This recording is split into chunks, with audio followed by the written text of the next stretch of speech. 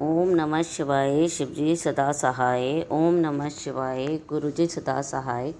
गुरुजी महाराज का भोलेनाथ का ध्यान करते हुए आज हम कोटि रुद्र संहिता का 27 से लेकर 33 तक का अध्याय पढ़ेंगे। तो आइए शुरू करते हैं। वैद्यनाथेश्वर ज्योतिर्लिंग की प्राकट्य की कथा तथा महिमा। सूत जी कहते हैं, अब मैं वैद्यनाथेश्वर ज्योतिर्लिंग की माँ पापहारी महात्म्य बताऊंगा, सुनो। राक्षस राज रावण, जो बड़ा अभिमानी और अपने अहंकार में प्रकट करने वाला था, उत्तम पर्वत कैलाश पर भक्ति भाव से भगवान शिव की आराधना कर रहा था। कुछ काल तक तो आराधना करने पर जब महादेव जी प्रसन्न नहीं हुए, तब वह शिव की प्रसन्नता के लिए दूसरा तप करने लगा। कुल सत्य कुल नंदन श्रीमान रावण ने सिद्धि से स्थानभूत हिमालय पर्वत से दक्षिण वृक्षों से भरे हुए वन में पृथ्वी पर एक बहुत बड़ा गड्ढा खोदकर उसमें अग्नि की स्थापना की और उसके पास ही भगवान शिव को स्थापित करके हवन आरंभ किया। ग्रीष्म ऋतु में 5 अग्नियों में के बीच बैठता, वर्षा ऋतु में खुले मैदान में चबूतरे पर सोता और शीतकाल में जल के भीतर खड़ा रहता। इस तरह 3 प्रकार की से उसकी तपस्या चलती थी। इस रीति से रावण ने बहुत तप किया तो भी दुरात्माओं के लिए, जिनको रिझाना कठिन है, में परमात्मा महेश्वर उस पर प्रसन्न नहीं हुए। तब महामनस्वी दैत्यराज रावण ने अपना मस्तक काटकर शिव जी का पूजन आरंभ किया। विधि पूर्वक शिव जी की पूजा करके वह अपना एक एक सिर काटता और भगवान शिव को समर्पित कर देता। इस तरह उसने क्रमशः अपने 9 सिर काट लिए। जब एक ही सिर बाकी रह गया, तब भक्तवत्सल भगवान शंकर संतुष्ट और प्रसन्न हो उसके सामने प्रकट हो गए। भगवान शिव ने उसके सभी मस्तकों को पूर्ववत निरोग करके उससे उसकी इच्छा के अनुसार अनुपम उत्तम वर प्रदान किया। भगवान शिव का कर प्राप्त प्रसाद पाकर राक्षस रावण ने नतमस्तक हो हाथ जोड़कर उनसे कहा, देवेश्वर प्रसन्न होइए, अब आपको लंका में ले चलता हूँ। अब आप मेरे इस मनोरथ को सफल कीजिए, मैं आपकी शरण में आया हूँ। रावण के ऐसा कहने पर भगवान शंकर बड़े संकट में पड़ गए और अनमने होकर बोले, राक्षस राज, मेरी सार गर्भित बात सुनो। तुम मेरे इस लंक को भक्ति भाव से अपने घर को ले जाओ, परंतु जब तुम इसे कहीं भूमि पर रख दोगे तो यह वहीं सुस्थिर हो जाएगा, इसमें संदेह नहीं है। अब तुम्हारी जैसी इच्छा हो वैसा करो। सूत जी कहते हैं, ब्राह्मणों, भगवान शंकर के ऐसा कहने पर राक्षसाज रावण बहुत अच्छा कहे वह शिवलिंग साथ ले अपने घर को चला, परंतु मांग में भगवान शिव की माया से उसे मूत्रोत्सर्ग की इच्छा हुई। पुल सत्यनंदन रावण सामर्थ्यशाली होने पर भी मूत्र के वेग को रोक ना सका। इसी समय वह आसपास एक ग्वाले को देखकर उसने प्रार्थनापूर्वक उस शिवलिंग को उसके हाथ में थमा दिया और जो मूत्र त्याग के लिए बैठ गया। एक मुहूर्त बीतते बीतते वह ग्वाला उस शिवलिंग के भार से अत्यंत पीड़ित हो व्याकुल हो गया। तब उसने पृथ्वी पर रख दिया। फिर तो वह हीर कर में शिवलिंग वहीं स्थित हो गया। इसके दर्शन मात्र से संपूर्ण विष्टों को देने वाला और पाप राशि को हर लेने वाला है। मुने वही शिवलिंग तीनों लोकों में वैद्यनाथेश्वर के नाम से प्रसिद्ध हुआ, जो सत्पुरुषों को और मोक्ष को मोक्ष देने वाला है। दिव्य उत्तम एवं श्रेष्ठ ज्योतिर्लिंग दर्शन और पूजन से सब पापों को हर लेता है और मोक्ष की प्राप्ति कराता है। वह शिवलिंग जब संपूर्ण लोगों के हित के लिए वहाँ स्थित हो गया, तब रावण भगवान शिव का परम उत्तम वर पाकर अपने घर को चला गया। वहाँ जाकर उस महान असुर ने बड़े हर्ष के साथ अपनी प्रिय मंदोदरी से सारी बात कह सुनाई। इंद्र आदि संपूर्ण देवताओं ने जब ये समाचार सुना, तब वे परस्पर सलाह करके वहाँ आए। उन सब का मन भगवान शिव में लगा हुआ था। उन सब देवताओं ने उस समय बड़ी प्रसन्नता के साथ शिव का विशेष पूजन किया। माँ भगवान शंकर का प्रत्यक्ष दर्शन करके देवताओं ने उस शिवलिंग की विधिवत स्थापना की और उसे वैद्यनाथ नाम रखकर उसकी वंदना और सत्वन कर वे स्वर्गलोक को चले गए। ऋषियों ने पूजा सोची, जब वह शिवलिंग कहीं वहीं स्थित हो गया और रावण अपने घर चला गया, तब कौन सी घटना घटित हुई वह भी बताइए। सूत जी ने कहा, ब्राह्मणों, भगवान शिव का परम उत्तम वर पाकर महान असुर रावण अपने घर को चला गया। वहाँ उसने अपनी प्रिया से सब बातें कही और वह अत्यंत आनंद का अनुभव करने लगा। इधर इस समाचार को सुनकर देवता घबरा गए कि पता नहीं यह देवद्रोही महादुष्ट रावण भगवान शिव के वरदान से बल पाकर क्या करेगा। उन्होंने नारद जी को भेजा। नारद जी ने जाकर रावण से कहा, तुम कैलाश पर्वत को उठाओ, तब पता लगेगा कि शिव जी का दिया हुआ वरदान कहाँ तक सफल हुआ। रावण की यह बात जच गई।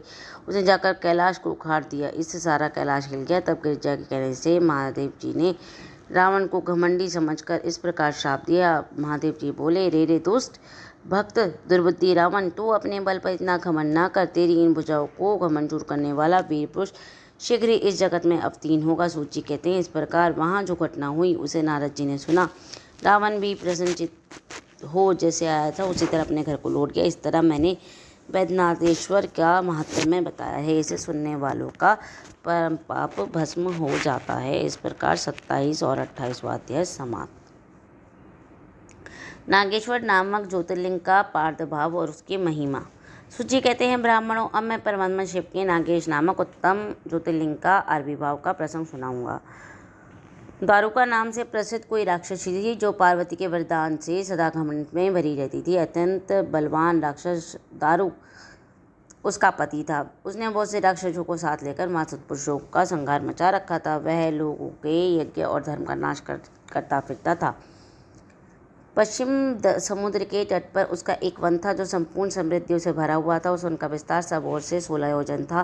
दारुका अपने विलास के लिए वहाँ जाती थी। वहीं भूमि, वृक्ष और अपने सब उपकरणों से युक्त वह वन भी चला जाता था। देवी पार्वती ने उस वन की देखरेख का भार दारुका को सौंप दिया था। दारुका अपने पति की इच्छा अनुसार उसमें विचरण करती थी। राक्षस दारुक अपनी पत्नी दारुका के साथ वहाँ रहकर सबको भय देता था। उससे पीड़ित हुई प्रजा ने महर्षि और वे की शरण में जाकर उनको अपना दुख सुनाया और मैंने शरणागतों की रक्षा के लिए राक्षसों को शाप दिया कि ये राक्षस यदि पृथ्वी पर प्राणियों की हिंसा या यज्ञों को विध्वंस करेंगे तो उसी समय अपने प्राणों से हाथ धो बैठेंगे। देवताओं ने जब ये बात सुनी तब उन्होंने दुराचारी राक्षसों पर चढ़ाई कर दी। राक्षस घबराए। यदि वे लड़ाई में देवताओं को मारते तो मुनि के शाप से स्वयं ही मर जाते और यदि नहीं मारते तो परिजनों पराजित होकर भूखे मर जाते थे। उस अवस्था में राक्षसी दारुका ने कहा कि भवानी के वरदान से मैं इस वन में चाहे जहाँ चाहूँ ले सकती हूँ। यूँ कहकर वह समस्त वन में जौ का त्यों ले जाकर समुद्र में जा बसी। राक्षस लोग पृथ्वी पर न रहकर जल से निर्भय रहने लगे और वे प्राणियों को पीड़ा देने लगे। इस प्रकार एक बार बहुत सी नावें उधर आ निकली जो मनुष्य से भरी थी। राक्षसों ने उनमें बैठे हुए सब लोगों को पकड़ लिया और बेड़ियों से बांधकर कारागार में डाल दिया। मैं उन्हें बारंबार धमकियां देने लगे। उनमें प्रसिद्ध एक वैश्य था जो उस दल का सरदार था। वह बड़ा सदाचारी, भस्म रुद्राक्षधारी और भगवान शिव का परम भक्त था। सुप्रिय शिव के पूजन किए बिना भोजन नहीं करता था। वह स्वयं तो शंकर जी का पूजन करता ही था और बहुत से अपने साथियों को भी उसने शिव की पूजा सिखा दी थी। सब लोग नमः शिवाय का मंत्र जाप और शंकर जी का ध्यान करने लगे। सुप्रिय को भगवान शिव का दर्शन भी होता था। दारुक राक्षस को जब इस बात का पता लगा तब उसने आकर सुप्रिय को धमकाया और उसके प्रिय राक्षस सुप्रिय को मारने दौड़े। उन राक्षसों को आए देख सुप्रिय के नेत्र भय से कतार हो गए। वह बड़े प्रेम से शिव जी का चिंतन उनके नामों का जप करने लगा।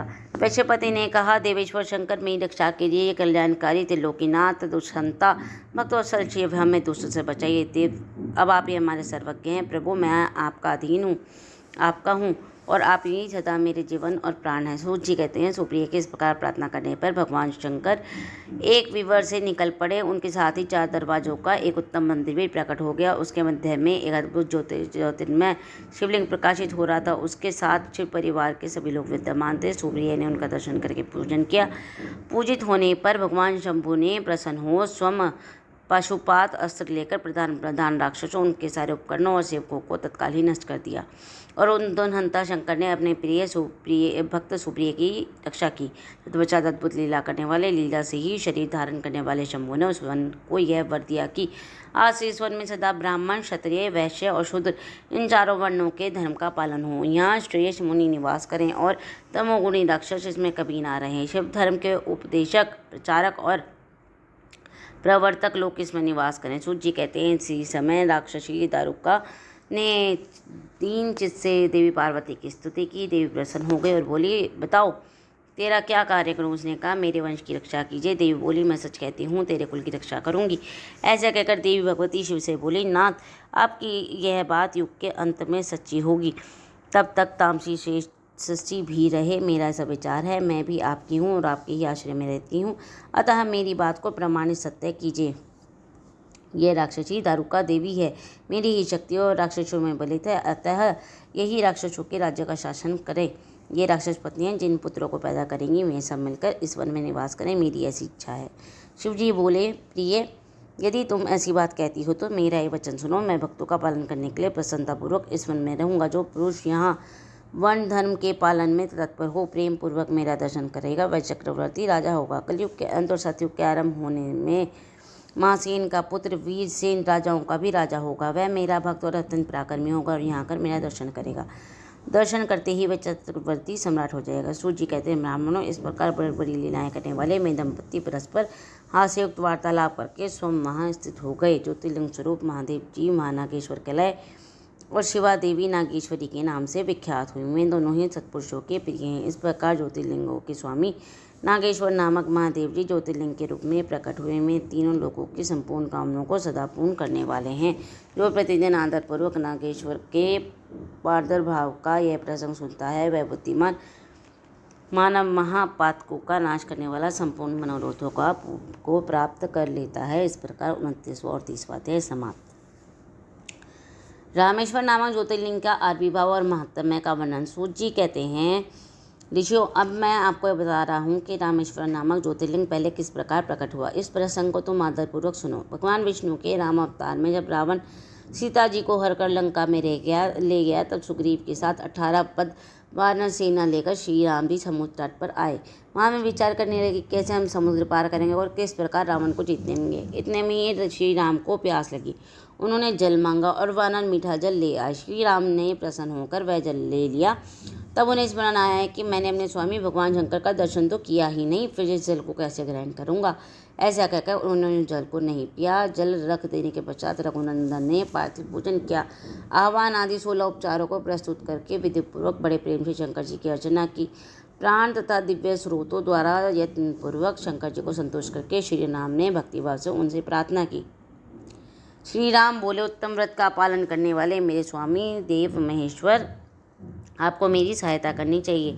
आपके सहयोग के बिना मेरे कार्य की सिद्धि अत्यंत कठिन है। रावण भी आपका ही भक्त है, वह सबके लिए सर्वदा दुर्जय है, परंतु आपके दिए हुए वरदान से मैं सदा दर्प में भरा रहता हूँ। यह त्रिभुवन विजयी महावीर है। इधर मैं भी आपका दास हूँ, सर्वदा आपके अधीन रहने वाला हूँ। सदाशिव यह विचार कर आपको मेरे प्रति पक्षपात करना चाहिए। सूत जी कहते हैं, इस प्रकार प्रार्थना और बारंबार नमस्कार करके उन्होंने उच्च स्वर से जय शंकर जय शिव इत्यादि का उद्घोष करते हुए शिव का सत्वन किया। फिर उनके मंत्र के जाप और ध्यान में तत्पर हो गए। तत्पश्चात पुनः पूजन करके वे स्वामी के आगे नाचने लगे। उस समय उनका प्रेम हृदय प्रेम से द्रवित हो रहा था। फिर उन्हें शिव के संतोष के लिए गाल बजाकर अव्यक्त शब्द किया। उस समय भगवान शंकर उन पर बहुत प्रसन्न हुए और उनमें ज्योतिर्मय महेश्वर वामांग भूता पार्वती और पार्षद गणों के साथ शोषोक्त निर्मल रूप धारण करके तत्काल वहाँ प्रकट हो गए। श्री राम जी की भक्ति से संतुष्टित होकर महेश्वर ने कहा, श्री राम तुम्हारा कल्याण हो, वर मांगो। उस समय उनका रूप देखकर वहाँ उपस्थित हुए सब लोग पवित्र हो गए। शिवधर्म परायण श्री राम जी ने स्वयं उनका पूजन किया। फिर भांति भांति की स्तुति और प्रणाम करके उन्होंने भगवान शिव से लंका में रावण के साथ होने वाले युद्ध के लिए अपने विजय की प्रार्थना की।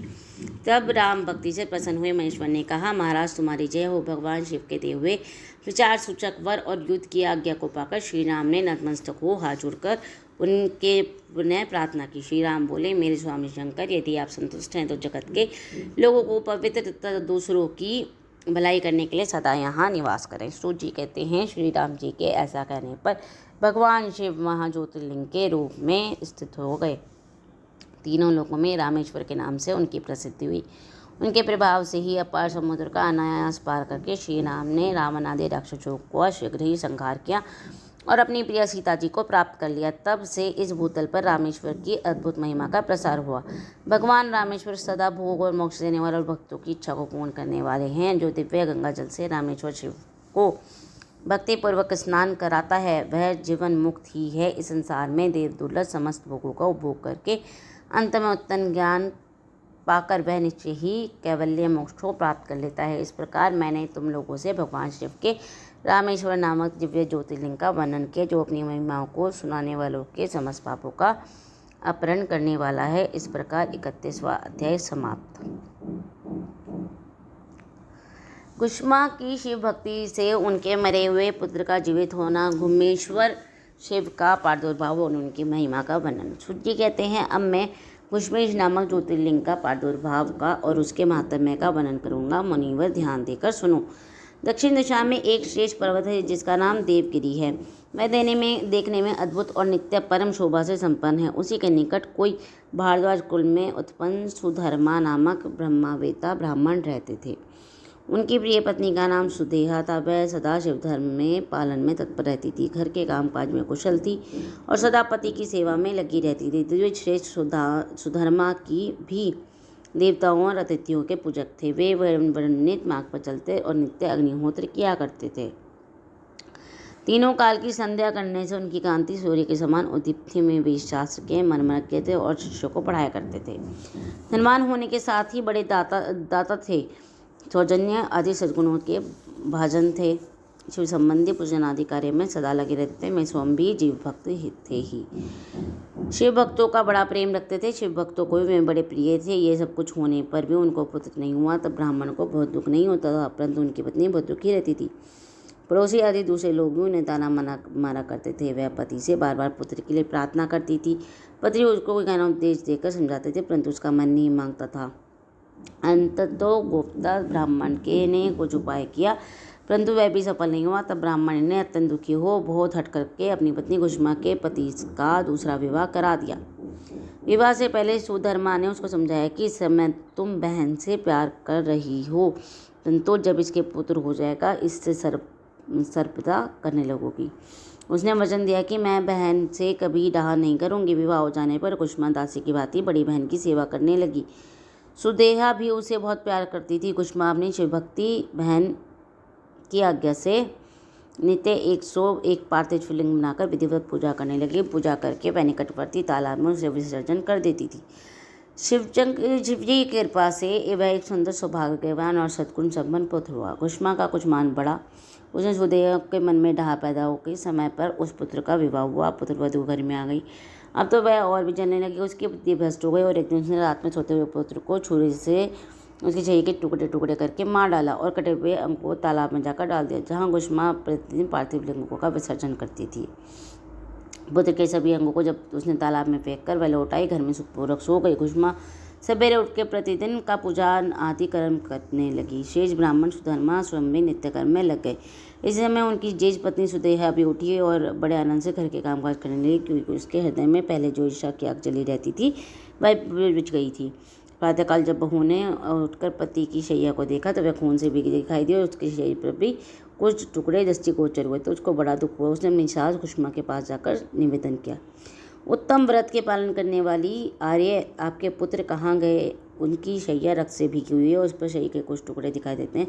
हाय मैं मर गई, किसने दुष्कर्म किया है? ऐसा कहकर वह बेटे की प्रिय पत्नी भांति भांति का करुण विलाप करके रोने लगी। सुधर्मा की बड़ी पत्नी सुदेहा भी उस समय हाय मैं मर गई ऐसा कहकर दुख में डूब गई। उसने ऊपर से तो दुख किया, किंतु मन ही मन हर्ष से भरी हुई थी। कुसुमा भी उस समय उस दुख को सुनकर अपने नित्य पार्थिव पूजन के व्रत से विचलित नहीं हुई। उसका मन बेटे को देखने के लिए तनिक भी उत्सुक नहीं हुआ। उसके पति की भी ऐसी ही अवस्था थी। जब तक नित्य नियम पूरा नहीं हुआ तब तक उन्होंने दूसरी की चिंता नहीं हुई। दोपहर को पूजन समाप्त होने पर कुसुमा ने अपने पुत्र की भयंकर शैया का दृष्टिपात किया, तथापि उसके मन में किंचित मात्र भी दुख नहीं हुआ। वह सोचने लगी, जिन्होंने यह बेटा दिया था वे ही इसकी रक्षा करेंगे। वे भक्त प्रिय कहलाते हैं, काल के विकाल हैं और सत्पुरुषों के आश्रय हैं। एकमात्र में प्रभु सर्वेश्वर शंभु भी हमारे रक्षक हैं। वे माला गूंथने वाले पुरुष की भांति जिनको जोड़ते हैं उनको अलग भी करते हैं, अतः अब मेरी चिंता करने से क्या होगा? इस तत्व का विचार करके उसने शिव के भरोसे धैर्य धारण किया और उस समय दुख का अनुभव नहीं किया। वह पूर्ववर्त पार्थिव शिवलिंगों को लेकर स्वस्थ से शिव का नाम को उच्चारण करते हुए उस तालाब के किनारे गई। उन पार्थिव लिंगों को तालाब में डालकर जब वह लौटने लगी तो उसने अपना पुत्र उसी तालाब के किनारे खड़ा दिखाई दिया। सूत जी कहते हैं, ब्राह्मणों उस समय अपने पुत्र को जीवित देखकर उसकी माता कुसुमा को न तो हर्ष हुआ और न ही विषाद। वह पूर्वतः स्वस्थ बनी रही। इसी समय उस पर संतुष्ट हुए ज्योतिर स्वरूप महेश्वर शीघ्र उसके सामने प्रकट हो गए। शिव बोले, सुमुखी मैं तुझ पर प्रसन्न हूँ, वर मांगो। मैं तेरी दुस्साहस होत नहीं, इस बच्चे को मार दिया था, अतः मैं उसे त्रिशूल से मारूंगा। सूत जी कहते हैं, तब कुसुमा ने शिव जी को प्रणाम करके कुछ समय वर मांगा। नाथ, वे सुदेहा मेरी बड़ी बहन है, आप इसकी रक्षा कीजिए। शिव जी बोले, उसने तो बड़ा भारी अपकार किया है, तुम उस पर उपकार क्यों करती हो? दुष्कर्म करने वाली सुदेहा तो मार डालने ही योग्य है। कुसुमा ने कहा, देव आपके दर्शन मात्र से पातक नहीं ठहरता। इस समय आपका दर्शन करके मैं उसका पाप भस्म हो जाए। जो उपकार करने वालों को भी उपकार करता है, उसके दर्शन मात्र से पाप बहुत दूर भाग जाता है। प्रभु, यह अद्भुत भगवद्वय मैंने सुन रखा है, इसलिए सदाशिव जिसने ऐसा कुकर्म किया है वही करे। मैं ऐसा क्यों करूं? मुझे तो बुरा करने वालों का भी भला ही करना है। सूत जी कहते हैं, गुष्मा के ऐसा कहने पर दया सिंधु भक्तवत्सल महेश्वर और भी प्रसन्न हुए और इस प्रकार बोले, गुष्मे, तुम और कोई भी वर मांगो, मैं तुम्हारे हित कर अवश्य दूंगा, क्योंकि तुम्हारी इस भक्ति से विकार शून्य स्वभाव से मैं बहुत प्रसन्न हुई। भगवान शिव की बात सुनकर गुष्मा बोली, प्रभु, यदि आप वर देना चाहते हैं तो लोगों की रक्षा के लिए सदा यहाँ निवास कीजिए और मेरे नाम से आपकी ख्याति हो। तब महेश्वर शिव ने अत्यंत प्रसन्न होकर कहा, मैं तुम्हारे लिए ही गुष्मेश्वर कहलाता हुआ सदा यहाँ निवास करूँगा, सबके लिए सुखदायक होऊंगा। मेरा शुद्ध ज्योतिर्लिंग गुष्मेश के नाम से प्रसिद्ध हो, यह सरोवर शिवलिंगों का आलय हो जाए और इसलिए इन्हीं तीनों लोकों में शिवालय नाम से प्रसिद्धि हो। यह सरोवर सदा दर्शन मात्र से संपूर्ण अभिष्टों को देने वाला हो। सुरवते, तुम्हारे वंश में होने वाली 101 पीढ़ियाँ तक ऐसे श्रेष्ठ पुत्र उत्पन्न होंगे, इसमें संशय नहीं है। मेरे सबके सब सुंदरी स्त्री, उत्तम धन और पूर्ण आयु से संपन्न होंगे, चतुर और विद्वान होंगे, उदार और भोग मोक्ष रूपी फल पाने के अधिकारी होंगे। 101 पीढ़ियों तक सभी पुत्र गुणों में बड़े चढ़े होंगे। तुम्हारे वंश का ऐसा विस्तार बड़ा शोभादायक होगा। ऐसा कहकर भगवान शिव महाज्योतिर्लिंग के रूप में स्थित हो गए। उनके गुष्मेश नाम से प्रसिद्ध जो उसका सरोवर का नाम शिवालय हो गया। सुधर्मा, गुष्मा और सुदेहा तीनों ने आकर तत्काल ही उस शिवलिंग का 101 दक्षिणाव्रत परिक्रमा की पूजा करके परस्पर मिलकर मन का मैल दूर करके वे सब वहाँ बड़े सुख का अनुभव करने लगे। पुत्र को जीवित देख सुदेहा बहुत लज्जित हुई और पति और खुशमा से क्षमा प्रार्थना करके उसने अपने पाप के निवारण के लिए पश्चाताप किया। मुनीश्वरों, इस प्रकार कुष्मेश्वर लिंग प्रकट हुआ। उसका दर्शन और पूजा करने से सदा सुख की वृद्धि होती है। ब्राह्मणों, इस तरह मैंने तुमसे 12 ज्योतिर्लिंग की महिमा बताई। ये सब लिंग संपूर्ण कामनों का पूरक और मोक्ष को देने वाले हैं। जो इन ज्योतिर्लिंगों की कथा को पढ़ता है, सुनता है, वह सब पापों से मुक्त हो जाता है और भोग और मोक्ष को प्राप्त है। इस प्रकार 32वां और 33वां अध्याय समाप्त। ओम नमः शिवाय। शिवजी सदासाय। ओम नमः शिवाय। गुरु जी सदासाय। जय गुरु जी महाराज। शुक्राना गुरु जी महाराज का।